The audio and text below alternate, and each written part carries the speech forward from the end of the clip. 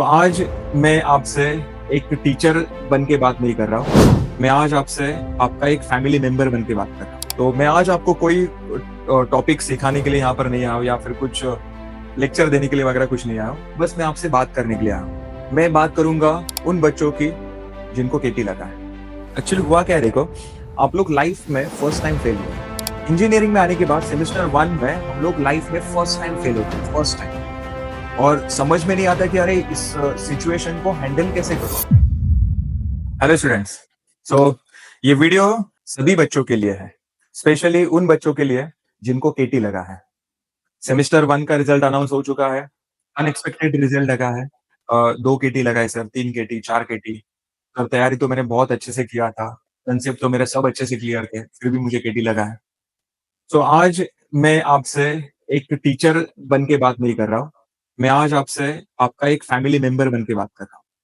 तो मुझे एक अपना बड़ा भाई समझो, अपना एक फैमिली मेंबर समझो। तो मैं आज आपको कोई टॉपिक सिखाने के लिए यहाँ पर नहीं आया हूँ या फिर कुछ लेक्चर देने के लिए वगैरह कुछ नहीं आया हूँ। बस मैं आपसे बात करने के लिए आया हूँ। तो आप लोग भी आपके मन में जो कुछ भी है कमेंट बॉक्स में लिखना मत भूलो। ठीक है? सो मैं बात करूंगा उन बच्चों की जिनको केटी लगा है। एक्चुअली हुआ क्या है, देखो, आप लोग लाइफ में फर्स्ट टाइम फेल हुए हैं। जूनियर केजी से लेके 12 तक हम लोग कभी फेल हुए नहीं रहते हैं। 99% स्टूडेंट, 99.99% स्टूडेंट्स कभी फेल नहीं होते हैं जूनियर केजी से लेके 12 तक। हाँ, मार्क्स कम ज्यादा मिलता है, मार्क्स थोड़ा ऊपर नीचे होता है, लेकिन फेल कभी नहीं होते हम। इंजीनियरिंग में आने के बाद सेमेस्टर 1 में हम लोग लाइफ में फर्स्ट टाइम फेल होते हैं, फर्स्ट टाइम। और समझ में नहीं आता कि अरे इस सिचुएशन को हैंडल कैसे करूं। मैं तो कभी फेल हुआ ही नहीं हूँ। इवन पेरेंट्स को भी समझ में नहीं आता है कि मेरा बच्चा आज तक कभी फेल नहीं हुआ है। अब मैं उसको क्या बोलूं, उसके साथ कैसे बात करूं, कैसे रिएक्ट करूं। तो ऐसे केस में क्या होता है, कुछ पेरेंट्स जो है वो थोड़ा ओवर रिएक्ट करते हैं, थोड़ा गुस्सा करते हैं। फिर ये सिचुएशन में वो बच्चा भी क्या करता है, उनको रिएक्ट करता है। पेरेंट्स कुछ बोलते हैं, बच्चा फिर उनको उल्टा कुछ तो बोल देता है। फिर ये चक्कर में फिर जो रिलेशन है वो खराब होते हैं। फिर एक दूसरे से वो बात नहीं करते 10 दिन, 15 दिन, 20 दिन। और फिर वो जो दूरी है पेरेंट्स और स्टूडेंट्स के बीच में, वो बढ़ते जाता है, बढ़ते जाता है, बढ़ते जाता है। फिर बच्चे कंप्लेंट करते हैं कि पेरेंट्स मुझे समझ के नहीं लेते हैं। पेरेंट्स बोलते हैं कि मैंने तेरे ऊपर इतना इन्वेस्ट किया है, इतना खर्चा किया है, क्लासेस लगाया, कॉलेज का इतना फीस पे कर रहा हूँ, फिर भी तू पास नहीं हो रहा है। तो मतलब टॉपिक जो है वो क्या है, अपना केटी का है। और वो कुछ अलग ही टॉपिक पर वो चले जाते हैं। तो बातों-बातों पर ये झगड़ा बढ़ते जाता है। मतलब पेरेंट्स को भी समझ में नहीं आता है कि ये सिचुएशन में रिएक्ट कैसे करना है, कैसे हैंडल करना है ये सिचुएशन को, पेरेंट्स को भी नहीं और स्टूडेंट्स को भी नहीं। तो देखो, इसमें मैं कौन सही है, कौन गलत है ये बताने के लिए नहीं आया, क्योंकि दोनों अपने से जगह पर सही है। पेरेंट्स भी आपसे एक्सपेक्ट कर रहे हैं कि आप लोग पढ़ाई करो, अच्छा रिजल्ट लाओ, इससे आपका ही भला होने वाला है। इसमें उनका कुछ फायदा है क्या? बिल्कुल नहीं, उल्टा आपका ही फायदा होने वाला है। और स्टूडेंट्स का प्रॉब्लम क्या है, स्टूडेंट्स बोलते हैं कि अरे मैंने मेहनत तो किया था, पढ़ाई तो किया था, फिर भी केटी लगा, अब मैं क्या करूँ? करेक्ट? मतलब ये इस केस में उस स्टूडेंट को थोड़े सपोर्ट की जरूरत है। ठीक है? अब इसमें बहुत सारे बच्चे ऐसे हैं जिन्होंने घर पे बताया नहीं है कितना केटी लगा है। केटी लगा है, 2 केटी, 3 केटी, 4 केटी, घर पे नहीं बताया। बच्चे मुझे बोलते हैं सर कैसे बताऊं, बहुत डर लग रहा है। पेरेंट्स कंपेयर करते हैं, कंपेयर। एक एक ही बिल्डिंग में 2 दोस्त रहते हैं, दोनों सेम कॉलेज में है, सेम क्लास में है, सेम ब्रांच में है। एक होता है ऑल क्लियर और एक को लगता है 3 केटी, 4 केटी। तो पेरेंट्स में कंपैरिजन शुरू। अरे वो तेरे साथ ही आता है, तेरे कॉलेज में ही है, तेरे ब्रांच में ही है, तेरे क्लास में ही आता है। वो पास हो गया, तू फेल हो गया, ऐसे कैसे? तो ये कंपैरिजन स्टार्ट होता है। और बहुत सारे बच्चों को, बहुत सारे नहीं, सभी बच्चों को यही खराब लगता है। ठीक है? तो अगर ये वीडियो पेरेंट्स ने भी देखना चाहिए। अगर स्टूडेंट देख रहे हैं, तो ये वीडियो अपने पेरेंट्स को भी दिखाओ। तो कंपैरिजन बिल्कुल नहीं करना। अपने बच्चे के ऊपर भरोसा रखना है। अब हम लोग उनके ऊपर भरोसा नहीं रखेंगे तो कौन रखेगा? उनको और एक चांस देना चाहिए। करेक्ट? और हाँ, सबसे पहले अपना जो भी रिजल्ट है, अच्छा है, बुरा है, जैसा भी रिजल्ट है, 2 केटी, 3 केटी, ऑल डाउन, सबसे पहले आपको ये रिजल्ट अपने पेरेंट्स को बताना है।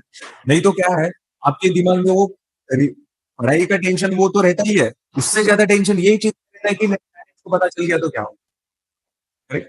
अब देखो, आप लोग उनको नहीं बताओगे, आप लोग बोलेंगे अरे 2 महीने की है, मैं केटी एग्ज़ाम दूँगा, फिर वो पेपर क्लियर हो जाएगा। नहीं चलेगी। हाँ, लेकिन अगर ये 2 महीने में उनको किसी और सोर्स से पता चल गया तो किस किसी वजह से अगर वो पता चल गया उनको, तो इमेजिन करो उतना उनको कितना बुरा लगेगा। उनको इतना बुरा लगेगा वो बोलेंगे कि अरे! फेल हो गया वो अलग बात है, लेकिन मेरे बेटे को मेरे ऊपर इतना भी भरोसा नहीं है क्या? वो मुझे बता नहीं सकता उसके लाइफ में क्या-क्या प्रॉब्लम आ रहा है, ये मुझे बता नहीं सकता। उनको बहुत बुरा लगेगा।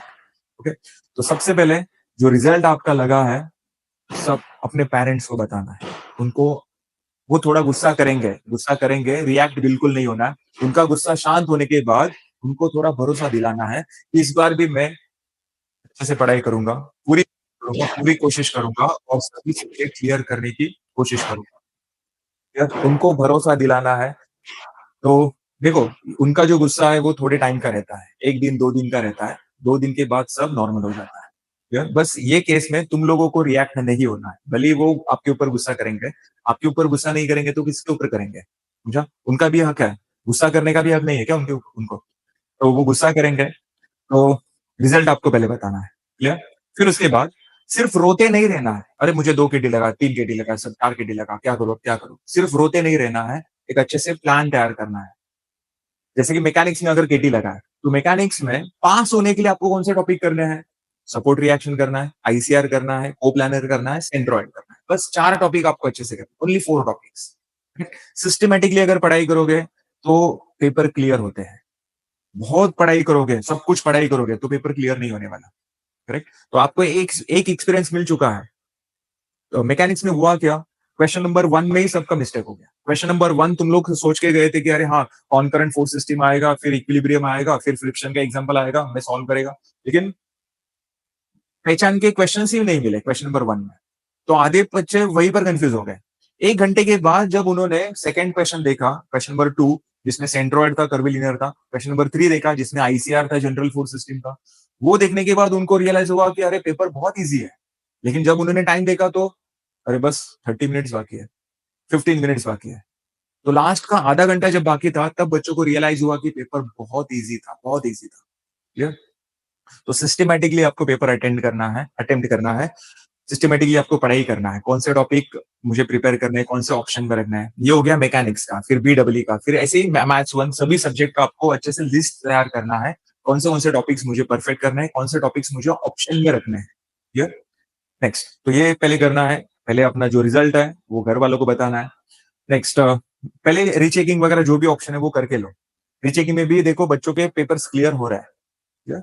नेक्स्ट रीचेकिंग में अगर नहीं हुआ, ग्रीवेंस का डालो। ग्रीवेंस में भी अगर नहीं हो रहा है, लास्ट ऑप्शन क्या है? एग्जाम तो देना ही है। सिचुएशन हैंडल करना सीखो, फेस करना सीखो।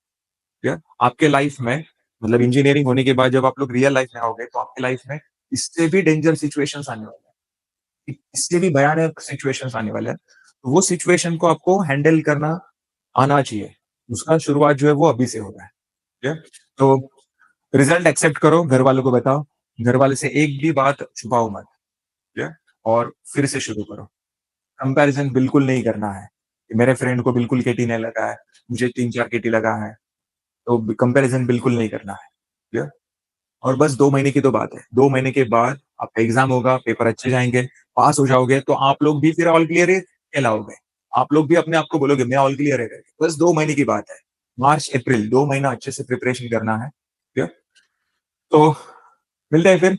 अगर आपको अपने मन की कोई भी बात बोलनी है, कमेंट बॉक्स में बोलना है। 100% बोलना है।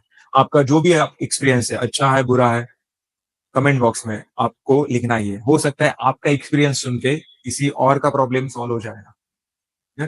तो जो भी जिसको भी केटी लगा था, जो अभी सेकंड ईयर में, थर्ड ईयर में है, केटी लगा था, वो ऑल क्लियर हो गया, इस सिचुएशन से वो गया, तो वो अपना एक्सपीरियंस कमेंट बॉक्स में लिख सकता है, जिससे बाकी लोगों को भी उसका फ़ायदा होगा, मोटिवेशन मिलेगा। ठीक है?